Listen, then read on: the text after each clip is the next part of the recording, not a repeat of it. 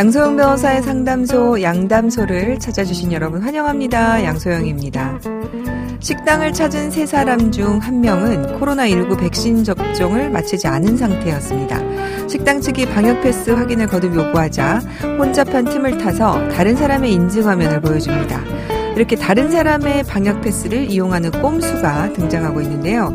온라인 중고거래 사이트에서는 방역 패스를 사고 파는 일까지 생겼다고 하네요. 자, 남의 아이디나 방역 패스를 이용하는 꼼수들 어떤 법적 책임을 지게 될까요?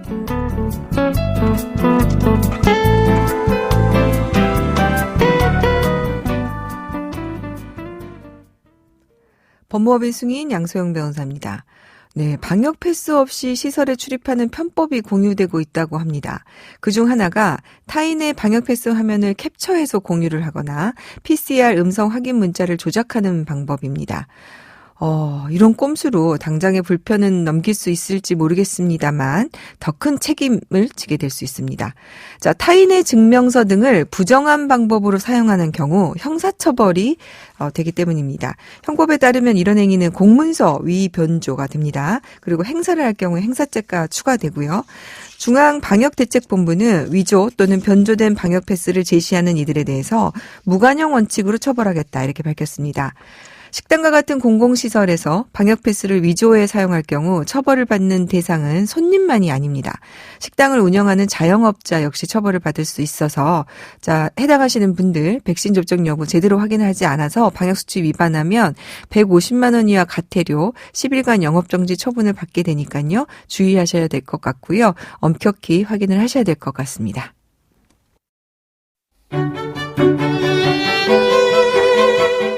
억울한 일을 당하셨나요? 변호사와 직접 상담해보세요. 양소영 변호사의 상담소.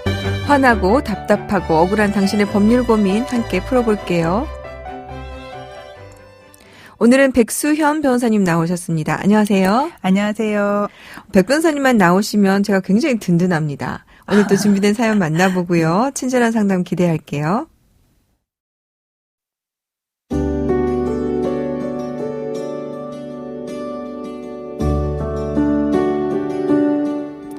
저는 15년 전에 결혼을 해서 자녀 둘을 두고 있습니다.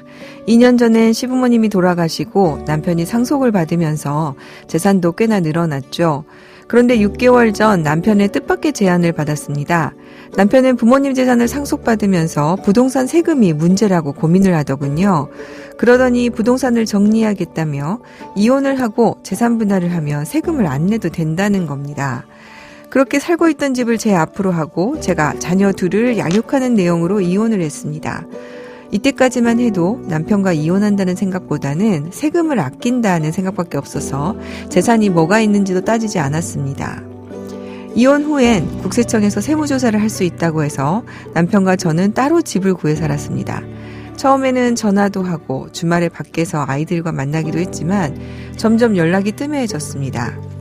그러던 최근 남편이 다른 여자와 다정하게 있는 걸 지인이 목격하면서 남편이 바람을 피는 걸 알게 됐습니다. 확인해보니 같은 회사에 다니는 여자로 3년 전부터 사귀는 사이였다고 합니다.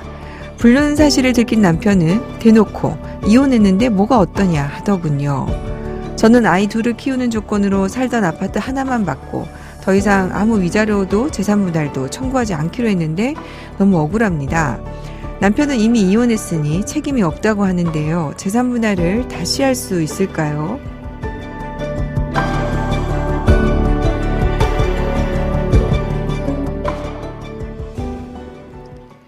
네, 이른바 가장이혼 사연이군요.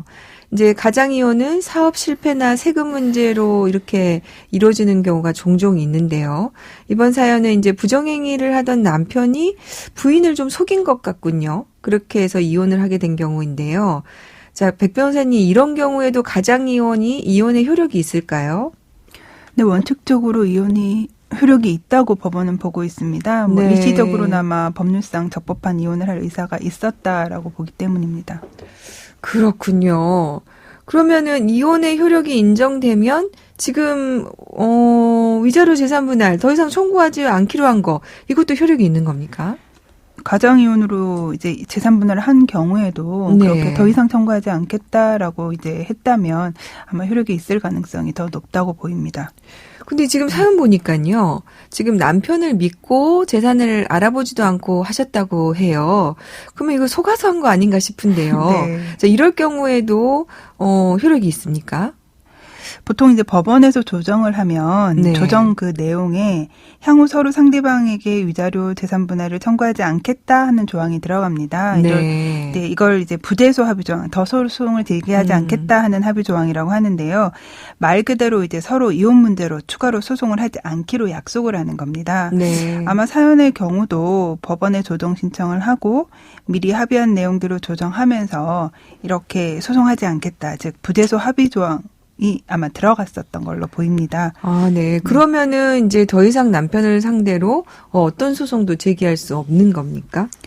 그렇게 보이지는 않는데요. 네. 아마 재산 분할에 관해서는 다르게 판단될 여지가 있어 보입니다. 가령 이제 재판을 통해서 재산 분할을 한 경우에도 이게 재산 분할 대상인지 아닌지가 전혀 심리되지 않고 재판이 끝났다라고 하면 네. 재판 확정 후에 추가로 이제 발견된 재산에 대해서는 다시 청구를 할 수가 있거든요. 아, 그렇군요. 네, 마찬가지로 이제 재산 분할에 관한 협의가 이루어진 경우에도 협의 대상이었던 재산 이외의 재산이 추가로 발견된다.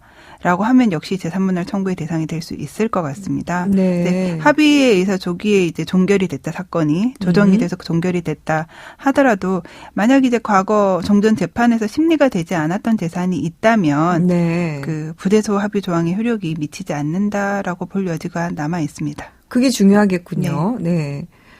그러면은 지금 이렇게 안 하면은 사실은 조정하면서 추가 재산 분할 불가하다 이렇게 해서 악용될 여지가 있지 않겠습니까? 그렇죠. 이제 공동재산 은닉하고자 이렇게 지금 사연 주신 분처럼 만약에 정말 그럴 의도가 있었다면 속이고 네. 그렇게 합의할 수도 있겠죠. 실제로 사안에서도 그렇게 하고 네, 있습니까? 네. 이게 실제로 이제 비슷한 사안에서 네. 부재소 합의 당시에 전혀 알지 못했던 상대방 명의 재산이 그러니까 추가로 발견됐다라고 했을 때 재산분할 청구를 한 사례에서 실제로 법원이 이걸 인정한 사례가 있었습니다. 그러면 다음에 조정할 때 이렇게 부재소 합의를 하면서 그걸 덧붙여 쓰면 더 낫겠군요. 추가 재산이 발견된다면 그때는 할 수 있다. 이렇게 조정을 해야 될 것 같네요. 서로 쌍방이 합의되고 이제 네. 판사님이 이제 그렇게 하는 걸 허용하신다면 이제 기재가 될 수도 있을 것 같습니다. 네. 그러니까 지금 사연에서 보면은 남편 재산을 제대로 확인하지 않은 걸로 지금 보입니다. 아마 조정 당시에는 남편이 세금 문제로 그냥 서로 원만하게 요것만 하자라고 했을 가능성이 있고요. 그러니까요. 네, 그래서 정확히 더 알아보려고 하지 않았었던 것 같습니다. 네. 네. 자, 3년 넘게 부정행위를 해온 남편, 이 사실을 지금 알게 됐습니다. 그 남편한테 속아서 이혼까지 하게 된 건데요. 자, 위자료 청구 부분은 어떻습니까?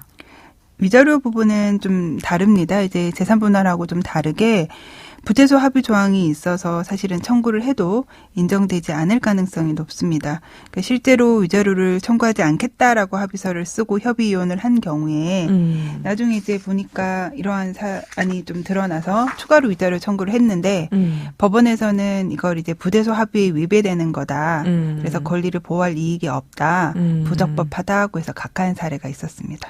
그 백 변호사님, 이게 남편하고는 부재소 합의를 했는데 그러면은 상간녀에게도 청구를 못 하는 겁니까? 남편의 부정행위 상대방, 즉 상간녀한테 대해서는 이제 내가 남편하고 사이에서 있었던 부재소 합의 조항이 효력이 미치지 않기 때문에 네. 상간녀를 상대로는 위자료를 청구할 수 있고 아마 3년 전부터 부정행위를 해왔다고 하기 때문에 그 사실을 입증만 할 수 있다면 위자료도 받을 수 있을 걸로 보입니다. 네. 지금 백 변호사님 말씀으로 오늘 사실 질문 주신 내용이 정리가 되긴 했습니다. 근데 사실은 가장 중요한 거는 지금 협의 이혼을 앞두는 분들, 조정 이혼을 앞둔 분들 이런 것도 우를 범하지 않기 위해서 백 변호사님 좀 조언을 좀 해주시죠. 이혼 문제는 사실 당사자 사이 합의가 가장 중요합니다. 하지만 이제 합의하기 이전에 아니면 합의가 되었더라도 사실은 그 합의 내용에 대해서 전문가의 상담을 한 번은 좀 받아보고 놓치고 있는 게 없나 하는 걸 좀 살펴보시기를 좀 권유드리겠습니다. 네.